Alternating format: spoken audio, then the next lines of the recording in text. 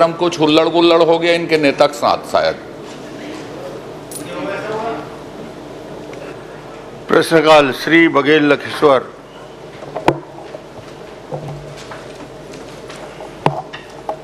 अध्यक्ष महोदय,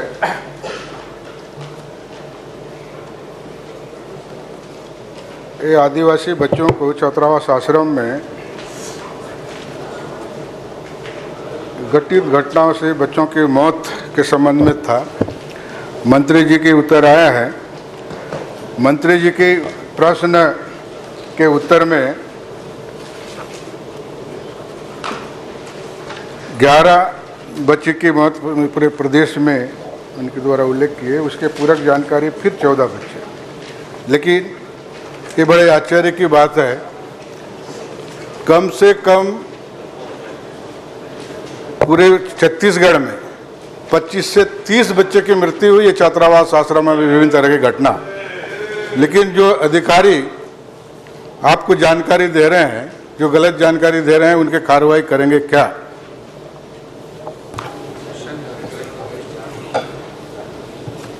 अध्यक्ष महोदय, माननीय सदस्य बहुत ही वरिष्ठ हैं और बस्तर क्षेत्र में आपका जो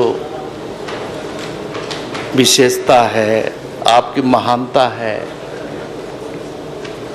तो आपके समय के ही और आपके द्वारा ही रखे गए सभी अधिकारी करीब करीब हैं। अध्यक्ष, जहाँ तक इस मामले में जो घटित घटना हुई है, इसके बारे में हमने पूरी विस्तृत जानकारी लेकर के विभाग को भी निर्देशित किया है और संबंधित जिलों के कलेक्टरों को भी एक हम निर्देश जारी किए हैं कि जहाँ जहाँ हमारे आश्रम है, छात्रावास हैं, वहाँ विशेष रूप से रखरखाव पर ध्यान दिया जाए और ख़ास करके उनके सेहत को लेकर के समय समय पर रूटीन में उनका स्वास्थ्य परीक्षण भी होता रहे। और आपने प्रश्न किया कि संबंधित कोई दोषी अधिकारी होगा, हम कतई किसी को बचाने वाले नहीं हैं। जो भी इसमें जांच रिपोर्ट में जो दोषी पाए जाएंगे उसके खिलाफ हम सख्त कार्रवाई करने में कहीं चुकेंगे नहीं। अध्यक्ष महोदय, जो जानकारी प्राप्त हुई है उसमें से हमारे जानकारी, जो हमारे सूत्रों से जानकारी जो मिली है, बीजापुर में ही 10 बच्चे मृत्यु हुई है महोदय। विभिन्न तरह मलेरिया से, फूड पॉइजनिंग से, विभिन्न तरह फांसी लगाकर कई तरह से बीमारियों से उन लोग मृत्यु हुई है। लेकिन आपके जानकारी में अतिरिक्त रूप से, आपको तो जानकारी नहीं दी, लेकिन अतिरिक्त पूरक जानकारी में 3 ही बच्चे के नाम दिए। माननीय विधायक बीजापुर का भी है, उनके द्वारा मैं कलेक्ट किया था जानकारी कितने बच्चे के हुए हैं। विभिन्न क्षेत्र, चाहो तो आप पटल पे रख देता हूँ, लेकिन ऐसी इस प्रकार की जानकारी आपको वरिष्ठ मंत्री हैं और आपको इसका गुमराह कर रहे हैं, तो इससे कैसा चलेगा प्रदेश हमारे? आप सुशासन की बात कर रहे हैं। हम लोग आदिवासी बच्चे हमारे छात्रावास में सुरक्षित नहीं। एक तो अंदर वाले आदिवासी को खत्म कर रहे हैं, आप लोग आपके तंत्र खत्म कर दे रहे हैं, छात्रावास आश्रमों में रखा है। तो इस तरह की बात बन हो रही है और कैसे सुशासन है भाई?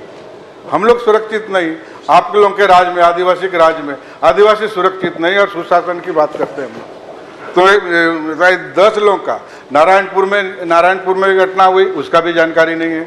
इस आपकी जानकारी में हमारे बकावंड में मृत्यु हुई अज्ञात बीमारी से, उसका जानकारी नहीं है। तो ऐसे गुमराह कर रहे हैं के प्रदेश के अधिकारी या चाहे जिला के अधिकारी। इस तरह की बात, थोड़ा इसमें गंभीरता लेने की जरूरत। छात्रावास मामला है ना। अपन कितने बार उन छात्रावास आश्रमों में स्वास्थ्य परीक्षण कराएं, थोड़ा बताएंगे?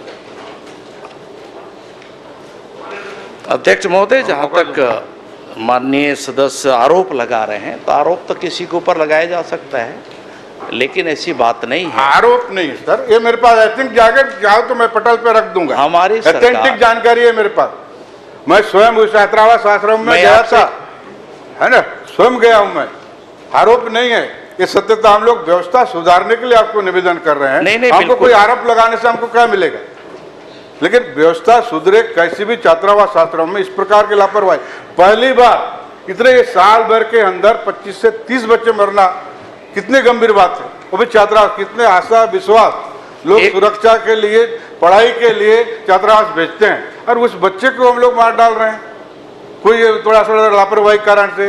ये अभी कल 16 तारीख की बात है, 16 तारीख के बाद सुकमा जिला में भूख से मरी, उसको खराब खाना नहीं मिला, उसकी जानकारी है कि नहीं?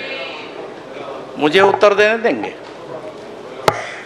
देखिए, आपने जो प्रश्न किया था, इन वर्षों में हम लोगों ने संशोधित उत्तर में 14 का सूची दिया है और 14 के अतिरिक्त जिनके मृत्यु हुई है, अगर उसकी हमें सूची दे दें, हम जानकारी के आधार पर पूरी जांच करवा देंगे।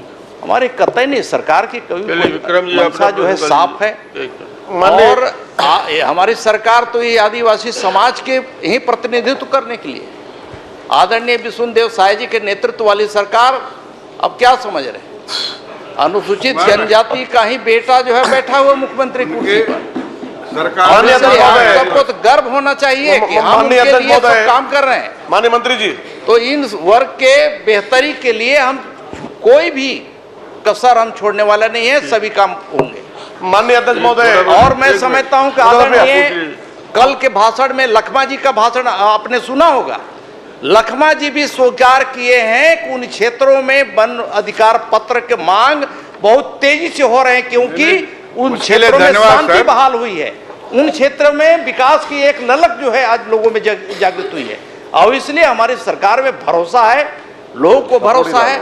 और इसलिए मैं आप सबसे यही निवेदन करना चाहता हूं कि हमें तो 1 साल हुआ है, 1 साल में हमने बनाया है, आपने जो बिगाड़ा था उसको बनाने का कोशिश किया है। हम बेहतर व्यवस्था बना करके देंगे। धन्यवाद सर, आप बना रहे हैं, माननीय अध्यक्ष महोदय, आप बना रहे हैं, बहुत बहुत धन्यवाद। लेकिन इतिहास में पहली बार साल भर में इतने बच्चे खत्म हुए जो आप लोग बना रहे हैं। तो चलिए बघेल जी, आप पूछ लीजिए। माननीय आप अध्यक्ष ही का महोदय, प्रश्न पूछ रहे हैं, माननीय आप ही का प्रश्न पूछ जी, रहे हैं। माननीय अध्यक्ष महोदय, आश्रम पोटा के बिनों में पिछले 6 महीनों में ही बीजापुर जिले में 10 बच्चों की मौत हो रही है और वो भी जिसमें से 5 बच्चों की तो मलेरिया जैसे बीमारी से मौत हो रही है और छोटे छोटे उल्टी, दस्त, फूड पॉइजनिंग ऐसे बीमारियों से मौत हो रही है। और लगातार हम लोगों ने वहां पर इस बात को लेकर प्रशासन के सामने बात रखा, उसके बावजूद भी आज तक तभी भी दोषी अधिकारी या कर्मचारियों के ऊपर कोई भी कार्रवाई, एक भी प्रकरण में कार्रवाई नहीं हुआ। और आप यहाँ बड़े बड़े जो बातें कर रहे हैं कि आदिवासी मुख्यमंत्री सुशासन की बात कर रहे हैं, तो न्याय कैसे मिलेगा बताइए? जब उस पर कार्रवाई नहीं हो रहा है तो न्याय कहां से मिलेगा? मैं आपसे जानना चाहता हूं, और क्या अभी तक किसी भी प्रकार में कोई कार्रवाई हुआ है या नहीं हुआ है, बताइए माननीय मंत्री जी। मैं पूरे सदन को आश्वस्त करना चाहता हूं कि इस तरह का जहां भी मामले आते हैं, ये बहुत ही संवेदनशील विषय है और पूरी हमारी सरकार संवेदनशील है। हम कहीं भी इस तरह की शिकायत आई है, हम तत्काल कार्रवाई किए हैं। आपके पास मैंने निवेदन किया आपसे कि इसके अतिरिक्त आपके पास कोई जानकारी है तो दीजिए, हम जांच कराएंगे। क्या कार्रवाई हो और जांच करा करके संबंधित कार्रवाई क्या हुआ? निलंबित किए क्या? किसी पर कोई कार्रवाई हुआ निलंबित? और राजनीतिक भाषण माननीय मंत्री जी, तो बहुत सारे बात है। मैं तत्कालीन जब राज्यसभा में सदस्य था उस समय छत्तीसगढ़ के खासकर बस्तर और इस क्षेत्र में जो ट्राइबल एरिया है वहां के बच्चों के लिए हमने जानकारी मांगा था, बच्चों के उनके स्वास्थ्य के बारे में। भारत सरकार, वहां संसद से ही इस उत्तर प्राप्त हुआ था कि आपके सरकार के समय 25,000 बच्चों का वहां मृत्यु हुई है उन क्षेत्रों, पूरे छत्तीसगढ़ में। वो दिन कहां गया था? अब इसलिए इस तरह के आरोप प्रत्यारोप नहीं लगाइए। आप अगर आपके पास इस तरह की कोई जानकारी है कि कोई गड़बड़ी हो रही है तो माननीय मंत्री जी, कार्रवाई हुआ है नहीं हुआ ये बताइए आप। बिल्कुल हुई है, एक एक की कार्रवाई कार्रवाई 14 का हमने सूची दिया है। कितने आश्रमों में कार्रवाई हुई ये बताइए आप। 14 का हमने सूची जारी किया है, 14 के बारे में हमने पूरे डिटेल में जानकारी दे दी है अध्यक्ष महोदय। आदरणीय मंत्री जी, कोई आरोप नहीं, सत्यता को हम लोग बता नहीं पाएंगे, उसको आरोप बोलेंगे तो कैसे होगा बताइए? फिर बताना नहीं है, फिर हम लोग सत्य है उसको कैसे सुधारे उस बात को आपको ध्यान देना चाहिए। अब अधिकारी गुमराह कर रहे हैं, उनको जानकारी नहीं है। इस तरह की मौत बच्चे छात्रावास में हो रही है और अधिकारी गंभीर नहीं है, ये कैसे होगा? फिर अधिकारी रखने की क्या जरूरत है? अब विभिन्न तरह के छात्रावास आश्रम में मंडल संयोजक, डीओ, एससी, दुनिया भर के लोगों को रखे हैं और उन लोग जाकर निरीक्षण नहीं कर रहे हैं, स्वास्थ्य परीक्षण नहीं कराए। मैं एक उत्तर नहीं आया मेरे, स्वास्थ्य परीक्षण वो छात्रावास आश्रम में पूरे छत्तीसगढ़ में कब हुआ थोड़ा बताइए। वासी जी पूछ लो अब एक छोटा सा। माननीय अध्यक्ष महोदय, एक साथ गंभीर मामला है, इसको अगर ऐसी सिलसिला मौत रहेगी तो 16 तारीख को 5 छात्रावास में मौत हुई है बीजापुर जिला में, सुकमा जिला में, लगातार कंटिन्यू हो रही है। उसके बाद भी बोलते हैं कि हम आरोप लगा रहे हैं, मतलब मरते जाए हम लोग। आप ही का प्रश्न कर रहे हैं। माननीय अध्यक्ष महोदय, हमारा वरिष्ठ विधायक ने जो क्वेश्चन उठाया छत्तीसगढ़ के 12 महीना का प्रश्न करिए, प्रश्न हॉस्टल में प्रश्न करिए ना। जो बेचता है, मतलब बच्चे मर रहे हैं, कोई पासी होकर मर रहा है, कोई बीमार में मर रहा है। एक विधानसभा चल रहा है अध्यक्ष जी, हमारा सीनगढ़ में बाला टिकरा में पोटा केबिन के बच्चा सुबेरे प्रार्थना में खड़ा होती है, प्रार्थना में खड़ा होकर गिर जाती है। 3 दिन भूखे रहे अध्यक्ष जी, 3 दिन भूखे, वहीं पर मर गई। 16 तारीख विधानसभा चालू होगा, वह उस अधीक्षक के ऊपर अभी तक कार्रवाई नहीं। हमारे वहाँ धरना दे रहे हैं, वह घेराव करने जा रहे हैं। हॉस्टल में हमारे कांग्रेस के लोग जांच करने गए तो पुलिस पहले से तैयार रहता है, तो एकदम घुसने नहीं दे रहे हैं, पर्या लगा दिए। ये कैसा है? तो इसलिए वो जो पोटा केबिन बाला टिकरा जो बच्ची मरी है 16 तारीख को भूखे, खाना 2-3 दिन नहीं मिलने से, वो अधीक्षक पर कार्रवाई करोगे, उसको हटाओगे? चलिए बैठिए, चलिए आप भी पूछ लीजिए। माननीय अध्यक्ष महोदय, ये कांकेर जिले का पीएमटी छात्रावास के बच्चों का है। ये छात्रावास में 6-7 बच्चों को लाइन से खड़े करा के एक अधिकारी के द्वारा थप्पड़ मारा जाता है 6-7 बच्चों को। तो वाकई में उस अधिकारी पर अभी तक कार्रवाई नहीं हुई है।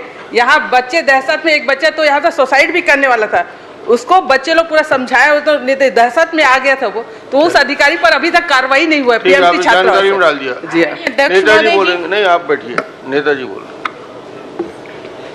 माननीय अध्यक्ष महोदय, आप बहुत संवेदनशील व्यक्ति हैं। संवेदनशील ही नहीं, अति संवेदनशील है। यहाँ पर एक प्रश्नकर्ता आदिवासी है, उत्तरदाता आदिवासी है और इनके सबके संरक्षक विष्णुदेव साहब भी आदिवासी हैं। सर, आए दिन आप पढ़ते होंगे स्कूल में, छात्रावास में बच्चों की मौतें हो रही हैं, बच्चों के साथ दुष्कर्म हो रहा है।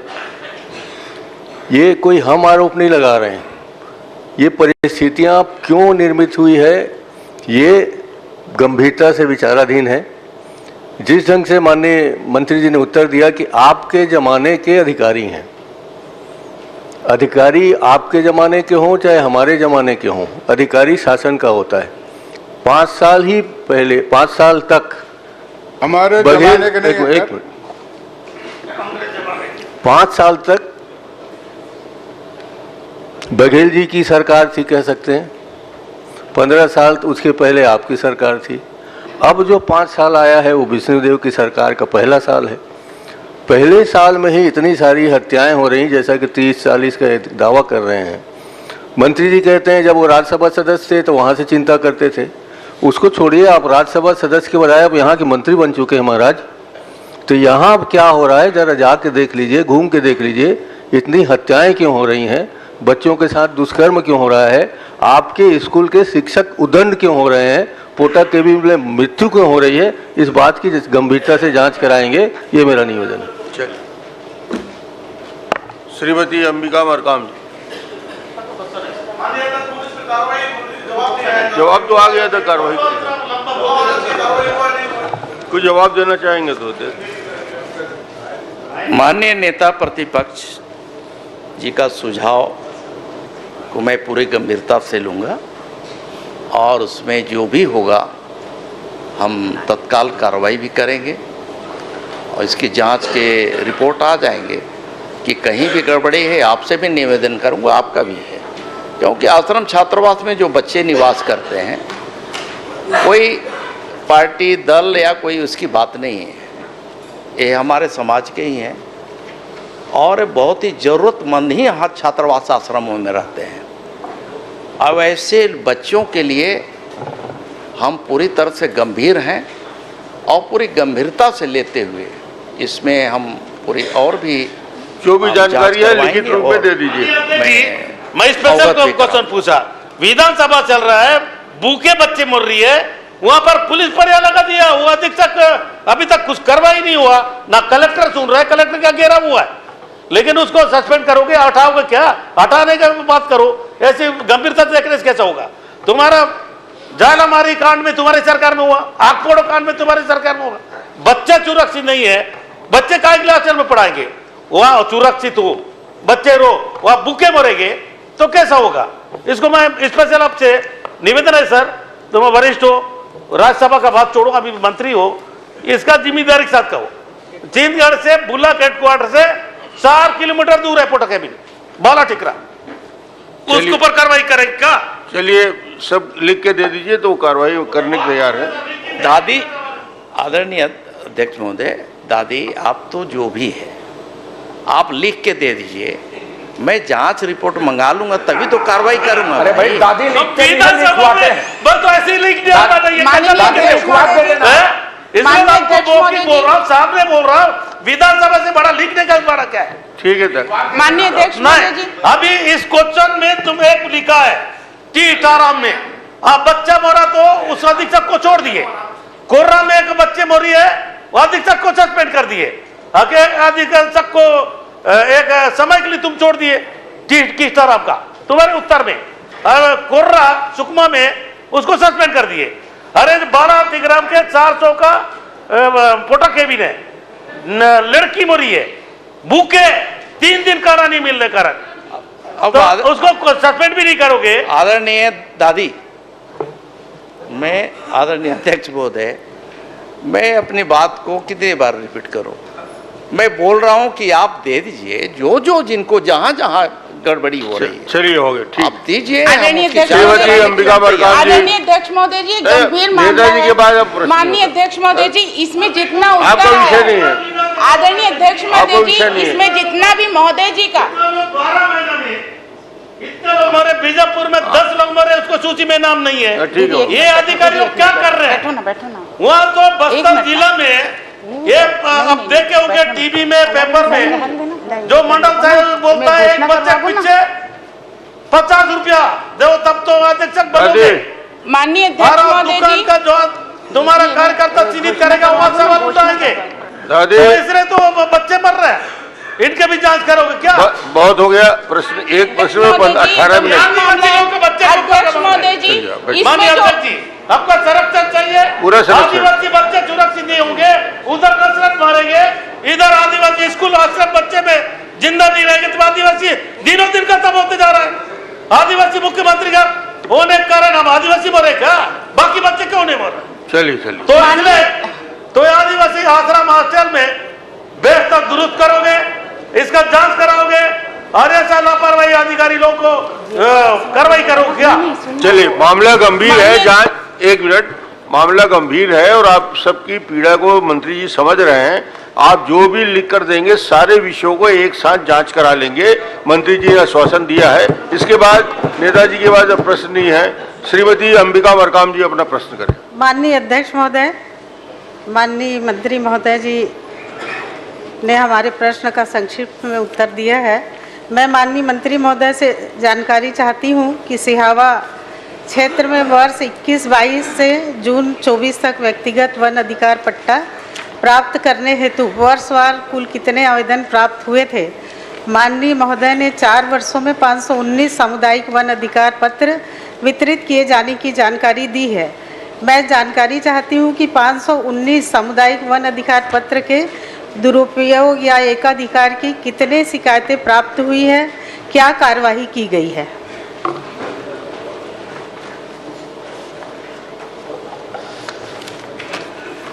अध्यक्ष महोदय, हमारे माननीय सदस्य का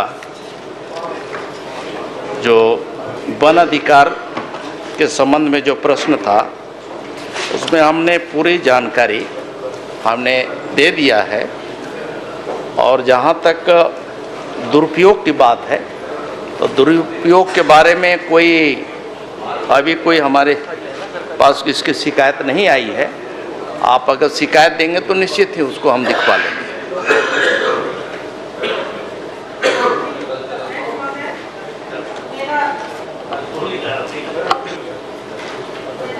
है कि 21-22 से जून 24 तक सिहावा विधानसभा क्षेत्र के अंतर्गत सामुदायिक वन अधिकार पत्र प्राप्त करने हेतु कितने समूह और समितियों से वर्षवार आवेदन पत्र प्राप्त हुए हैं, कितने लंबित है, ये मैं माननीय मंत्री जी से जानना चाहती हूँ।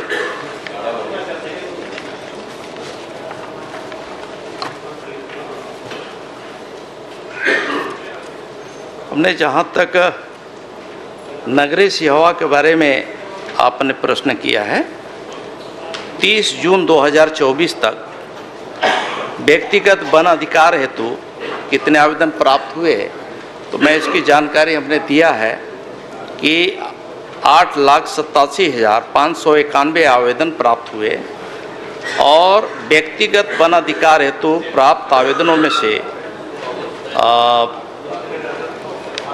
इसकी भी जानकारी हमने दिया है कि वन अधिकार के 30 जून 2024 तक कुल आवेदन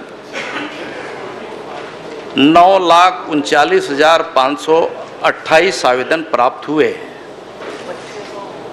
और इसमें व्यक्तिगत वन अधिकार हेतु और भी डिटेल अगर जानकारी चाहें तो मैं सभी का मैं दे दूं। माननीय अध्यक्ष महोदय, मैंने कितने लंबित है ये पूछा है माननीय मंत्री जी, कितने प्रकरण लंबित है? अभी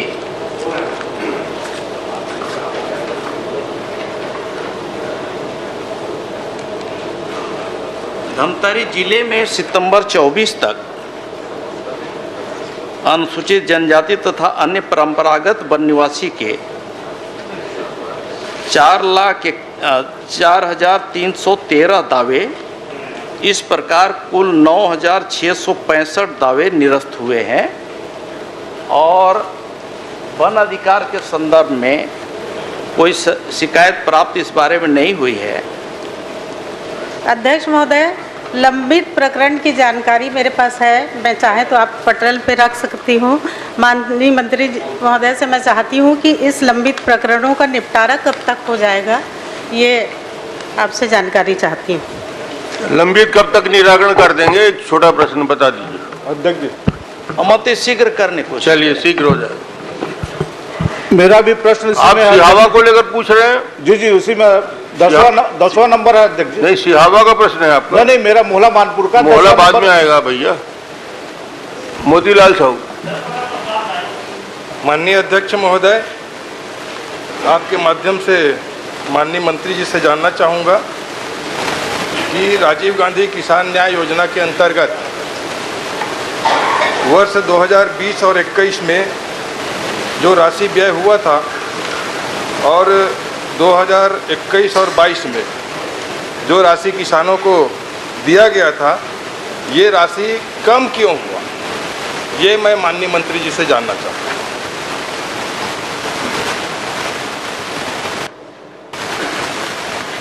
अब अध्यक्ष महोदय, जहाँ तक राजीव गांधी इनका किसान योजना की बात थी, न्याय योजना, और न्याय योजना के बारे में मैं अगर बात रखूंगा, क्योंकि आपने प्रश्न किया है तो मैं पूरी बात रखूंगा, इसमें किसी को आपत्ति ना हो। अध्यक्ष महोदय, जो बड़ी बड़ी दावे करने वाले लोग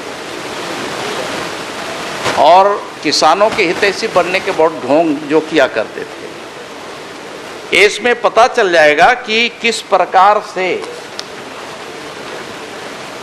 इसमें लोगों के साथ चला गया और उनके साथ कैसे किस प्रकार से बजट का प्रावधान उनको करके किसानों के हित में दिया गया। 2019 का उत्पादन वर्ष जो वर्ष जो है 2020, 2021, 2022 इसमें हितग्राहियों के लिए पंजीकृत रकबा, हितग्राहियों के कृषक संख्या वो तो मेरे पास है, लेकिन जो भुगतान किया गया 2020 में 5,627, 2021 में 5,553 करोड़ और 2022 में 7,005 करोड़। माननीय वित्त मंत्री जी ने भी अपने भाषण में पिछले दिनों जवाब दिया था कि इसमें किस प्रकार से कमी किया गया। वहीं पर हमारी सरकार बनने के बाद हम लोगों ने किसानों के हित में निर्णय करते हुए और किसानों के समृद्धि के लिए, उनके बेहतरी के लिए, उनकी उन्नति के लिए छत्तीसगढ़ में किसान का और कैसे रकबा भी बढ़े, उनकी उत्पादकता भी कैसे बढ़े, ऐसा उत्तर देना करके हमारी सरकार ने पंडित जैसा 13,288 करोड़ का राजनीति करने किया। मैं समझता हूं कि देश प्रदेश के इतिहास में इतना बड़ा निर्णय अभी कभी नहीं हुआ था। ये माननीय विष्णुदेव साय जी की सरकार है, जिस सरकार में इतना बड़ा क्रांतिकारी निर्णय करते हुए किसानों के हित में हम लोगों पे दिया। और अगर हम बोनस की बात करें अध्यक्ष महोदय, तो जो पेंडिंग हमारे समय उस समय की जो बोनस थी उसका 3,800 मिला करके 17,000 करोड़ हम किसानों को दिए। 10,000 करोड़ के कर्जा माफी हो, 10,000 करोड़ एक साल नहीं, तुमने 1 रुपया माफी हमारी करे, सरकार ने 1 तीन महीना के अंदर हम लोगों ने भुगतान करके दिया है। मैं समझता हूं कि इतना बड़ा क्रांतिकारी निर्णय यही सरकार ले सकती है, दूसरे सरकार के बस की बात नहीं है।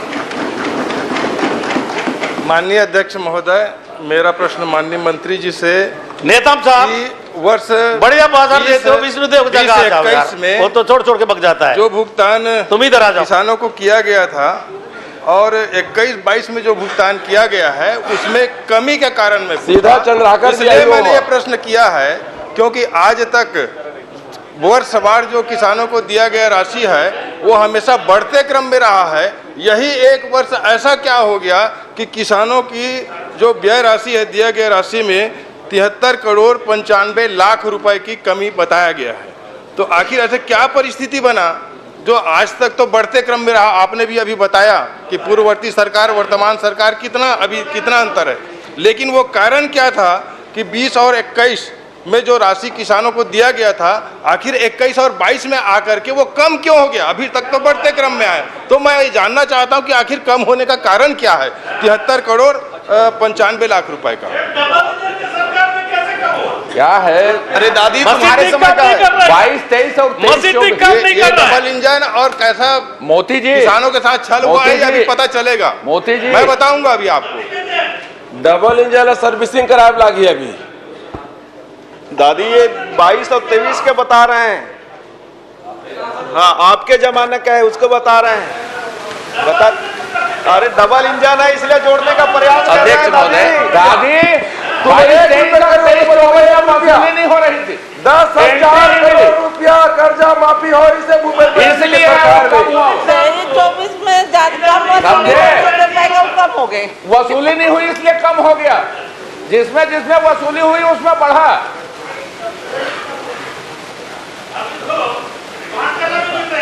अरे दादी, आपके विभाग की वसूली दूसरे कर लेते थे। ये तो बताओ कौन वसूलता था आपका?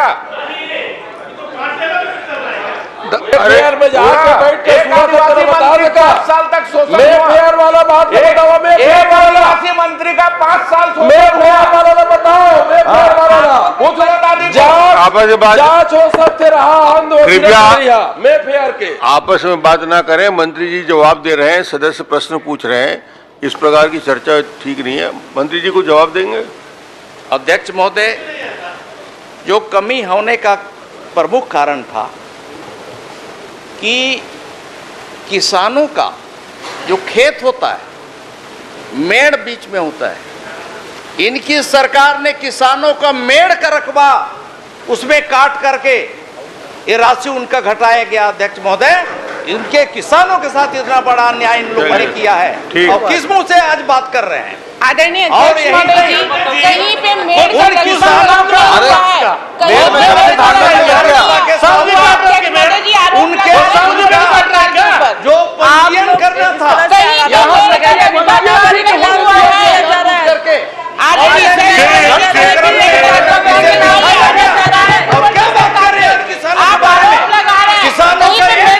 बोलने का नैतिक अधिकार आपका नहीं है, इसलिए किसानों को पूरे कोने का भी रकबा समझ लिया और आपका बस चलता है कि नेतृत्व वाली के बीच में जमीन को भी काट देते समय प्रश्न 4 आशाराम नेताम अपना प्रश्न करेंगे। आशाराम जी प्रश्न करेंगे। नहीं हुआ है। अध्यक्ष महोदय, एक सेकंड बस मेरा रह गया थोड़ा सा। माननीय अध्यक्ष महोदय, ये आप सदन को जानकारी देना चाहूँगा, जो उत्तर आया उसके अनुसार से कि 2020 और 21 में जो किसानों की संख्या थी, 2021 और 22 में वो संख्या बढ़ करके 2,15,698 किसान बढ़े हैं। उसके बावजूद भुगतान कम हुआ है। माननीय मंत्री जी ने जवाब दिया है कि उसमें रकबा कटौती के कारण ये स्थिति हुआ है। मतलब किसानों के खाते से ये योजना राजीव गांधी किसान न्याय योजना जो था, ये क्या किसानों के साथ अन्याय, माननीय अध्यक्ष महोदय, किसानों के साथ अन्याय करने के लिए योजना बनाया? माननीय अध्यक्ष महोदय, ये प्रश्न, ये विषय आता है। आज तक माननीय अध्यक्ष महोदय, आज भी भुगत रहे हैं। जब माननीय अध्यक्ष महोदय की जरूरत पड़ता है तो रिकॉर्ड में उसका कम और ज्यादा के कारण उसको लेन देन में बड़ी माननीय अध्यक्ष महोदय, इसलिए यह प्रश्न है। माननीय अध्यक्ष महोदय, हो गया। माननीय अध्यक्ष महोदय, इसमें माननीय मंत्री जी केवल ये बता दीजिए कि जो चौथी किस्त 2023-24 में जो पैसा मिला था उसकी आखिरी किस्त कब देंगे किसानों को? और जहां तक वो बोल रहे थे किसान की संख्या बढ़ी है, तो भूमिहीन किसानों की संख्या बढ़ी है और ऐसे किसान जो अधिया बोलते थे वो किसानों की संख्या बढ़ी है। बल्कि आपको वो जारी करना चाहिए। अध्यक्ष महोदय जी, आपको ध्यान देना चाहिए। भूमिहीन किसान योजना को लागू कर दो। देखिए भाई, ये 1975 करोड़ आपका चौथी किस्त का है, ये आपका 2022 ठीक है, यही बोल रहे हैं अटल जी। अब अटल, आप इतने अच्छे नाम रखे अटल, अटल जी का नाम है, थोड़ा ठीक ठाक बोला करिएगा। और मैं तो यही निवेदन करूंगा कि भाई हमारी सरकार ने 1 साल के अंदर 6 महीना के अंदर हम लोगों ने 17,000 करोड़ किसानों को दिया, 17,000 करोड़। और यही कारण है पूरे देश में सर्वाधिक ऑटोमोबाइल का मार्केट आज छत्तीसगढ़ में है। सबसे अधिक ट्रैक्टर के बिक्री आज छत्तीसगढ़ में हो रहा है, सबसे अधिक कार छत्तीसगढ़ में हो रहा है। ये इस योजना का लाभ लेकर के आज किसान जो है, मैं भी मांग करती हूँ सरकार से, आदरणीय अध्यक्ष महोदय जी, मैं मांग करती हूँ 3100 एकमुश्त राशि का भी आज ही घोषणा कीजिए कि आप कब देंगे। आदरणीय अध्यक्ष महोदय जी, आपने बहुत सारा राशि दिया किसानों को। आज मैं बोल रही हूँ कि 3100 एकमुश्त राशि देने का आपने वादा किया था पंचायत में लगा के, तो उसका भी आज घोषणा कीजिए अध्यक्ष महोदय जी। आप 2100 नहीं 3100। ये चिंता आपका नहीं है। 3100 ही बोली हूँ, 3100 ही बोली हूँ। एक मुश्त राशि कब देंगे उसका भी आप घोषणा कीजिए। एक कुछ दे रहे हैं आप, तो कुछ दिए भी, छत्तीसगढ़ को लूट लिए। आपने वादा किया, मैनिफेस्टो में आपका वादा था, आप कब देंगे ये आप बताइए। आप अभी चलिए, ये प्रश्न उद्भूत नहीं होता। आशाराम जी अपना प्रश्न करेंगे। नेताम जी। धन्यवाद भाई साहब। अध्यक्ष जी चलेगा बोलिए। आप प्रश्न करिए। वित्त मंत्री पापू कस लागा था मोला। नहीं ठीक है आप प्रश्न करिए जी। क्या वित्त मंत्री से मैं प्रश्न पूछना चाहता हूं। महोदय जी बताने का कृपा करेंगे कि कांकेर जिला को मास्टर प्लान में क्या क्या लिए हैं, उसको बताने की कृपा करेंगे। चलिए वित्त मंत्री जी बताइए। माननीय अध्यक्ष महोदय, पूरे जिले का मास्टर प्लान तो एक साथ नहीं रहता है। अर्बन यूनिट जो रहते हैं, सामान्यतः शहरी क्षेत्र जो रहते हैं, उनके लिए मास्टर प्लान का निर्माण किया जाता है। कांकेर जिला के अंतर्गत 2 निवेश क्षेत्र का विकास योजना बना हुआ है। कांकेर विकास योजना जो 2031 तक लागू रहेगा, उसे दिनांक 6 मार्च 2015 से प्रभावशील किया गया है, जिसमें कुल 19 ग्राम सम्मिलित हैं, जिसमें कांकेर का नगरीय क्षेत्र, इसके अलावा माटवाड़ा लाल, नांदनमारा, अर्जुनी, भीरावाही, सरंगपाल, गोविंदपुर, डुमाली, माटवा डामोडी, पंडरीपानी, मालगांव, ढेलका बोर्ड, कोड़ेजुंगा, कोड़ाभाट, मनकेसरी, सिंगारभाट, मोहपुर, गढ़ पिछवाड़ी एवं ब्यास कोंगेरा, ये 19 गांवों से मिलकर ये मास्टर प्लान बना है। और जिले में जो दूसरा मास्टर प्लान आज की तारीख में कांकेर जिले में लागू है, वो भानु प्रतापपुर का है। भानु प्रतापपुर विकास योजना 2031 तक के लिए मास्टर प्लान इम्प्लीमेंट रहेगा, ये लागू रहेगा। इसे 21 मई 2020 से प्रभावशील किया गया है, जिसमें कुल 7 ग्राम सम्मिलित हैं। भानु प्रतापपुर, मुल्ला, चौगेल, कराठी, कन्हारगांव, नारायणपुर एवं रानवाही, ये 7 गांव इसमें सम्मिलित हैं। इसके अलावा अध्यक्ष महोदय, चरामा, पखांजूर, अंतागढ़, नरहरपुर एवं बड़े कापसी, इन 5 स्थानों पर मास्टर प्लान बनाने की प्रक्रिया चल रही है। इन्हें निवेश क्षेत्र क्रमशः 29 अप्रैल 2005 को, पखांजूर को 12 अक्टूबर 2012 को, अंतागढ़ को 11 जनवरी 2013 को, नरहरपुर को 13 अगस्त 2013 को और बड़े कापसी को 13 जून 2017 को निवेश क्षेत्र घोषित किया गया है। ये अभी अलग अलग स्टेज में हैं। इसमें अलग अलग स्टेज में रहता है अध्यक्ष महोदय की निवेश क्षेत्र का गठन, फिर भूमि विकास नियम 1984 की प्रभावशीलता, फिर सैटेलाइट के माध्यम से एक्चुअल सर्वे का काम, पहले मैनुअल सर्वे होता था, अब सैटेलाइट बेस्ड डिजिटल सर्वे हो रहा है। उसके पश्चात स्ट्रक्चर प्लान, फिर उसके पश्चात ड्राफ्ट प्लान, फिर फाइनल पब्लिकेशन का काम होता है। तो 5 नगरीय निकायों के लिए प्रक्रियारत है और 2 नगरीय निकायों में भानु प्रतापपुर और कांकेर में ये मास्टर 31 तक के लिए लागू है। अध्यक्ष महोदय, एक मिनट आशाराम जी पहले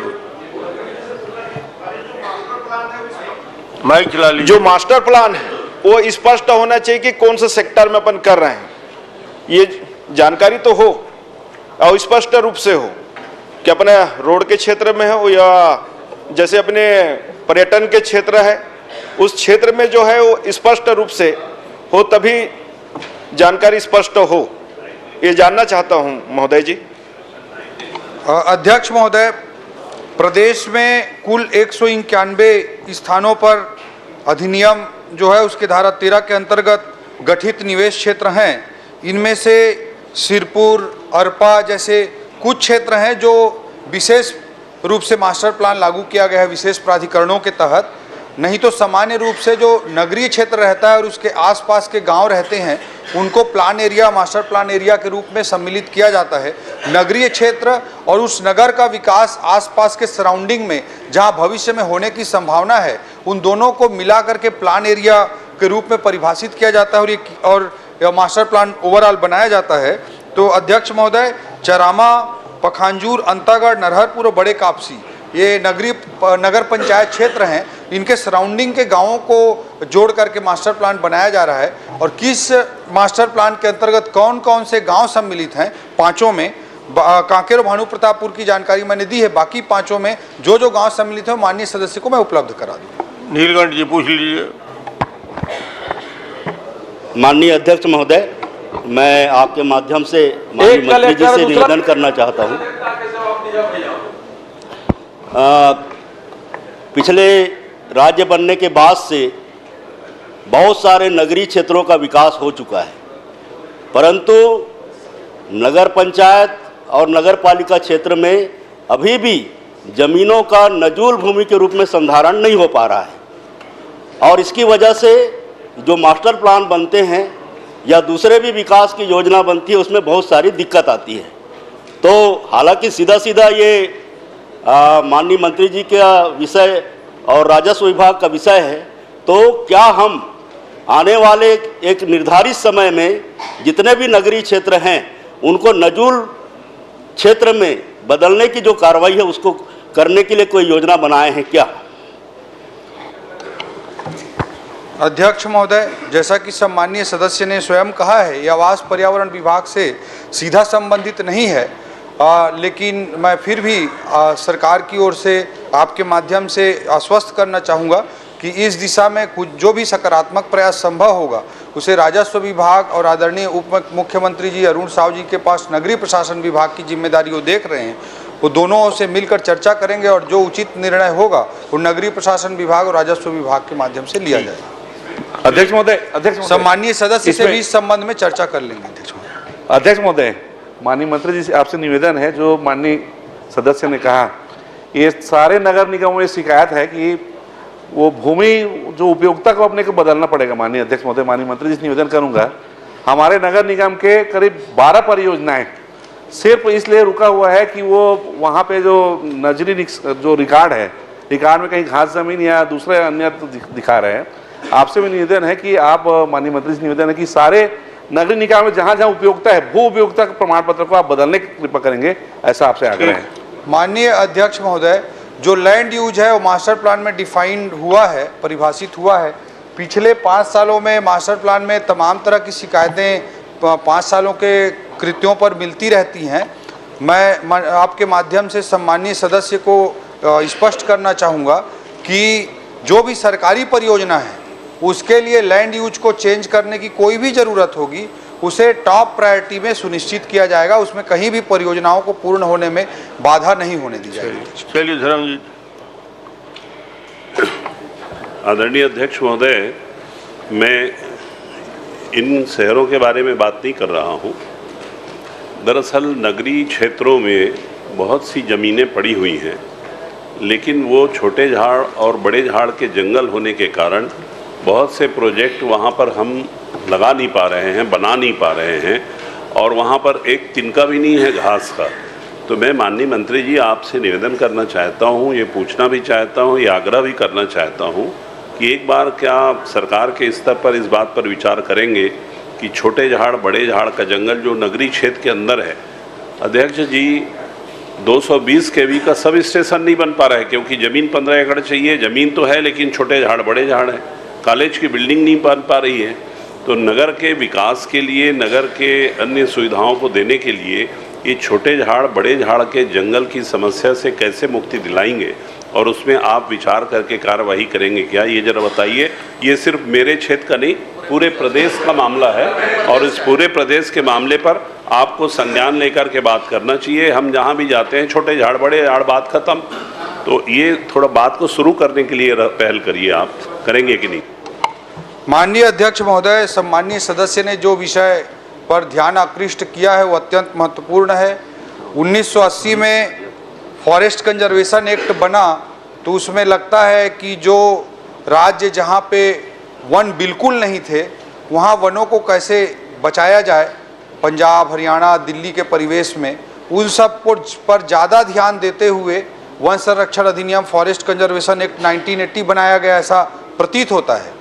देश के परिप्रेक्ष्य में बात सही भी है, लेकिन हमारा देश इतना विशाल है, इतना विविधतापूर्ण है, उसके कारण से अनेक अंचलों में उसके कारण बहुत सारी दिक्कतें आती हैं। जो सम्मानीय सदस्य ने दिक्कत बताई है, मेरे विधानसभा क्षेत्र के भी अनेक नगर पंचायतों में वो दिक्कत आ रही है, मैं खुद उस चीज़ को महसूस कर रहा हूँ।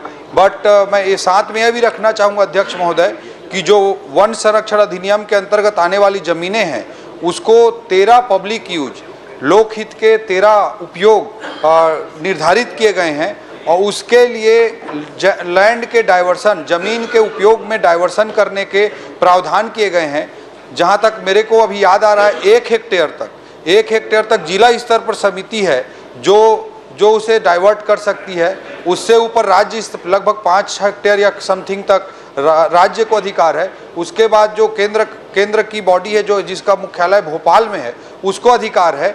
तो इसमें इन्हीं सब समस्याओं को ध्यान में रखते हुए अधिकार प्रत्यायोजित किए गए हैं, जो छत्तीसगढ़ जैसे 44% वन क्षेत्र वाले राज्य के लिए अत्यंत महत्वपूर्ण है, और इसमें फ्लेक्सिबिलिटी के लिए प्रयास करते रहेंगे। ठीक, अटल श्रीवास्तव जी। माननीय अध्यक्ष महोदय, वेलकम डिस्टिलरी छिरका बांधा कोटा, इसमें लगातार शिकायतें प्राप्त हो रही हैं। क्या वित्त मंत्री महोदय बताने की कृपा करेंगे कि वेलकम डिस्टिलरी छिरका बांधा कोटा को पर्यावरण अनुमति कब मिली, अनुमति की शर्तें क्या क्या थी, वेलकम डिस्टिलरी छिरका बांधा के विरुद्ध विगत 2 वर्षों में कब और कितने क्या कार्रवाई की गई और उक्त शिकायत के विरुद्ध पर्यावरण विभाग द्वारा कब कब जांच की गई। माननीय अध्यक्ष महोदय, एक तो उसमें जितने भी ग्राम आते हैं वो पेशा कानून के अंतर्गत आदिवासी बाहुल्य इलाका है। वहाँ शासकीय मिडिल स्कूल के प्रधान पाठक द्वारा 11/9/2023 को एसडीएम कोटा को और कलेक्टर को शिकायत की गई और मुख्यमंत्री जी को भी पत्र लिखा गया। ग्राम पंचायत द्वारा 6/10/2023 को एसडीएम को ज्ञापन देकर वेलकम डिस्टिलरी से होने वाले प्रदूषण और जहरीली गैस के कारण विधानसभा चुनाव के बहिष्कार की भी चेतावनी दी गई, पर आज तक उस पर कोई कार्रवाई नहीं की गई है। वेलकम डिस्टिलरी होने से जल एवं वायु प्रदूषण कोटा विधानसभा क्षेत्र के ग्राम छिरका बांधा, खरगैनी, खुरदुर, कलार तलाई, बाकीघाट, जोगीपुर, खरगैना, सिलदाहा, भैंसाजार सहित 30 से 40 किलोमीटर एरिया प्रभावित हो रहा है।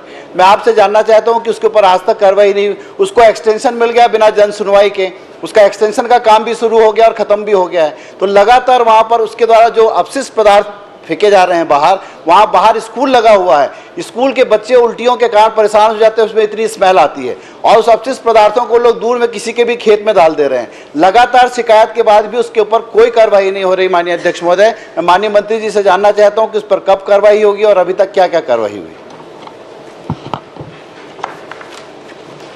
माननीय अध्यक्ष महोदय, जो वेलकम डिस्टिलरी छिरका बांधा कोटा है, भारत सरकार पर्यावरण, वन एवं जलवायु परिवर्तन मंत्रालय नई दिल्ली द्वारा इस डिस्टिलरी को, जो जिला बिलासपुर के कोटा अंचल में है, को क्षमता विस्तार के तहत डिस्टिलरी यूनिट 10 किलोलीटर प्रतिदिन से 60 किलोलीटर प्रतिदिन करने हेतु जो ईसी है, इन्वायरमेंट क्लियरेंस है, उसे 10 मार्च 2004 को पर्यावरणीय स्वीकृति दी गई थी। 10 मार्च 2004 को उक्त पर्यावरणीय स्वीकृति में चिमनी से उत्सर्जन एवं उपचारित दूषित की गुणवत्ता निर्धारित मानक के अनुरूप रखने, स्पेंट वाश का बायोमेथेनेशन, डाइजेस्टर, एक्टिवेट, स्लज प्रोसेस एवं कंपोस्टिंग के माध्यम से उपचारित कर उपयोग किए जाने एवं जल एवं मृदा गुणवत्ता का परिमापन जैसी शर्तें उसमें निर्धारित की गई थी।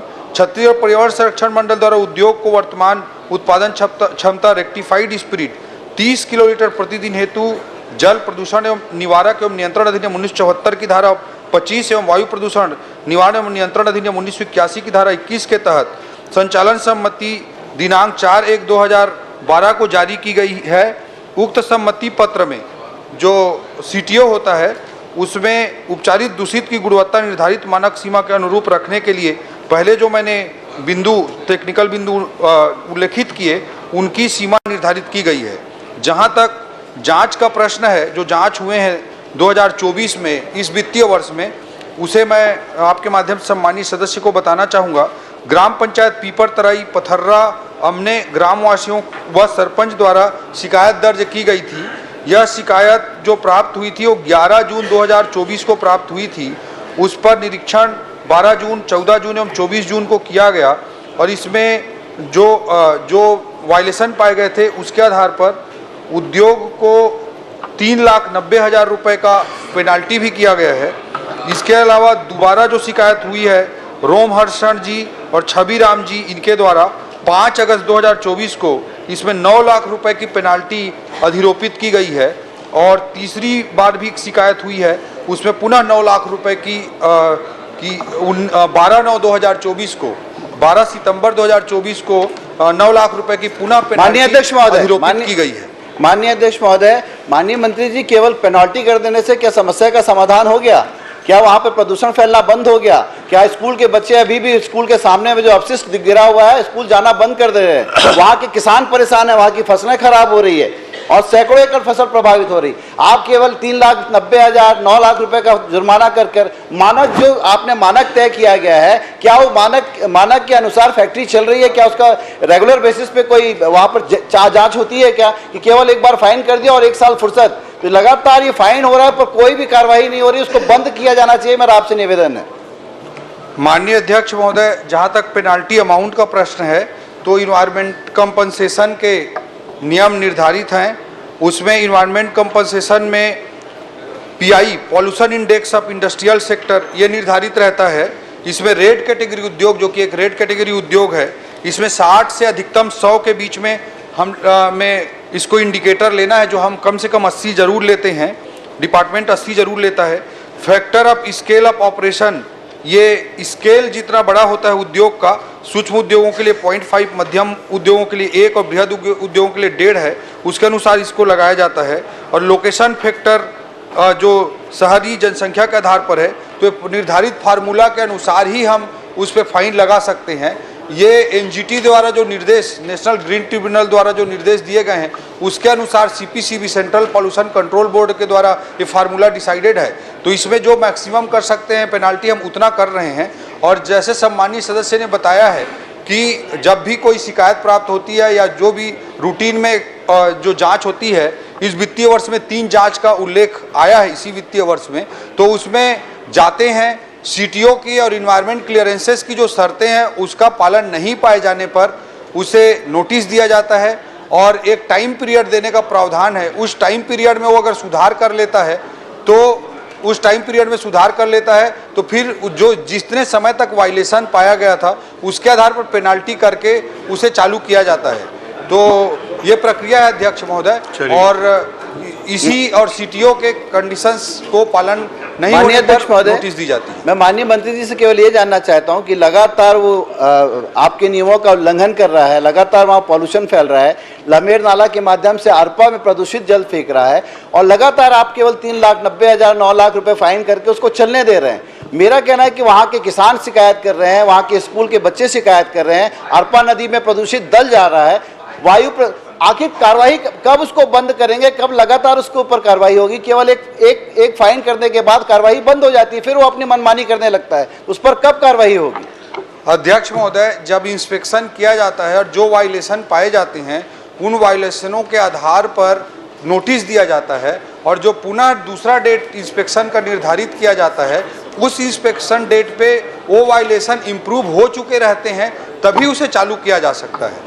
तो जब भी इस तरह की शिकायत आई है तो वहाँ पे डिपार्टमेंट ने जांच की है, दूसरे निरीक्षण तक वो ठीक पाया गया है, तभी उसको चालू किया गया है। तो जब भी अगर सम्मानीय सदस्य को अभी भी वहाँ पे कुछ गड़बड़ी नज़र आ रही हो तो लिखित रूप से मुझे अलग से दे दें, तो मैं डिपार्टमेंट के माध्यम से जांच भी करवा दूंगा डिपार्टमेंटल। क्या इस विधायकों की कमेटी बता दी? वहाँ इतना परेशानी है कि रोज मेरे पास ये लगातार शिकायतें आ रही है। आज भी शिकायत कर दीजिए जो भी है मंत्री जी को। एक विधायक दल की समिति बना दीजिए ताकि वहाँ चेक हो जाए। सम्मानीय सदस्य को अगर वहाँ पे और कोई दिक्कत लग रही है, इसी साल 3 बार इंस्पेक्शन हुआ है, और जब भी उसे फिर से चालू किया जाता है, जब सीटीओ के टर्म्स कंडीशंस को पूरा कर रहा होता है तभी चालू किया जाता है। अगर सम्मानीय सदस्य को लग रहा है तो लिखित शिकायत दे दें, हम डिपार्टमेंटल रूप से जांच डिपार्टमेंटल रूप से कराएंगे। अध्यक्ष जी, माननीय अध्यक्ष जी, लगातार शिकायत विधायक जी को वहाँ के लोकल लोग कर रहे हैं, हर बार इंस्पेक्शन हो रहा है, लेकिन उसके बाद भी विधायक जी के पास लगातार गांव के लोग उनके ये साबित नहीं है कि लोकल लोग कर रहे हैं कि विधायक कर रहा है। प्रश्न से ये साबित नहीं होता कर रहे हैं, वो बता रहे हैं, वो बता रहे हैं। प्रश्न से ये साबित नहीं हो रहा। मत करिए ना, साबित हो रहा। माननीय अध्यक्ष महोदय, अगर जांच सही होती तो ये परेशानी दूर हो जाता। समस्या आती, जांच करता अधिकारी सही जांच नहीं कर रहे हैं, इसलिए मांग कर रहे हैं माननीय मंत्री जांच कराई जाए। जब भी इंस्पेक्शन के लिए जाएंगे माननीय विधायक जी को भी साथ में लेके चलिए, ताकि उनकी जो समस्याएं हैं, उनकी जो गांव वाले शिकायत कर रहे हैं वो भी दूर हो जाए। ये बता दीजिए, उनको साथ में लेके चले जाए। माननीय मंत्री जी, अध्यक्ष महोदय, एक मिनट, एक सेकंड, आप कहाँ गए? नहीं, हमारे मंत्री जी जाना थे कि मोर एरिया में कोयला आवा थे, और कोयला ओरियाते जब वो आखिर कान में लेकर पढ़े भी नहीं पाते। आपसे महोदय निवेदन है कि पर्यावरण विभाग से होकर जांच करवा दिया ताकि कोयला लाने वाला लाना है, लेकिन कम से कम सुरक्षित प्रश्न करें। राम कुमार जी, वो डिस्टलरी में क्या बनता है जरा बताओ तो? वो छिरका बांधा डिस्टलरी में क्या बनता है? माननीय अध्यक्ष महोदय, अरे वहाँ बनते माननीय मंत्री, फैक्ट्री में। माननीय मंत्री, माननीय अध्यक्ष महोदय, देखिए गंभीर प्रश्न है, उसको भटकाने की कोशिश मत कीजिए। वहाँ के विधानसभा क्षेत्र का मामला है। माननीय अध्यक्ष सीधे जानना चाहूंगा कि सरगुजा संभाग के माझी समुदाय निवासरत है जिनका स्थिति के सुधार के लिए साथ में ले जाइए, काम खत्म हो जाएगा। यही बात बता दीजिए मंत्री जी। हंसी मजाक करके टाला मत तुम, उनको साथ में ले जाइएगा, कोई दिक्कत नहीं है। ठीक है। माननीय मंत्री जी केवल ये बता दीजिए कि अब जांच में माननीय अध्यक्ष महोदय, मैं चाहता हूं कि कोटा के जनप्रतिनिधि भी माननीय अध्यक्ष महोदय, ठीक है, समय समाप्त हो रहा है, सीधे पॉइंट पे आता हूं। माननीय अध्यक्ष महोदय, बच्चे वहां शिकायत करते हैं उनसे लगातार उनको शिकायत करते हैं अध्यक्ष महोदय, और उनकी समस्या बढ़ती जा रही है। इन्फेक्शन हो रहा है, लेकिन माननीय अध्यक्ष महोदय, शिकायत है उनकी कि वो नहीं। माननीय अध्यक्ष महोदय, मेरा प्रश्न है को साथ में ले जाए, या एटलीस्ट इतना कर दें कि जिस दिन ये जांच के लिए जाए उस दिन जानकारी विधायक जी को दे दे। अध्यक्ष महोदय, कि मैं मंत्री जी से माननीय सीधा ये जानना चाहूंगा कि सरगुजा संभाग में माझी समुदाय और मझवार समाज जो निवासरत है उनकी जातिगत सेटलमेंट में त्रुटि है, जिसके लिए क्या मंत्री जी यह बताने की कृपा करेंगे कि भारत सरकार को उसके निराकरण के लिए प्रकरण भेजा गया है क्या? यदि नहीं भेजा गया है तो क्यों नहीं भेजा गया है मंत्री जी?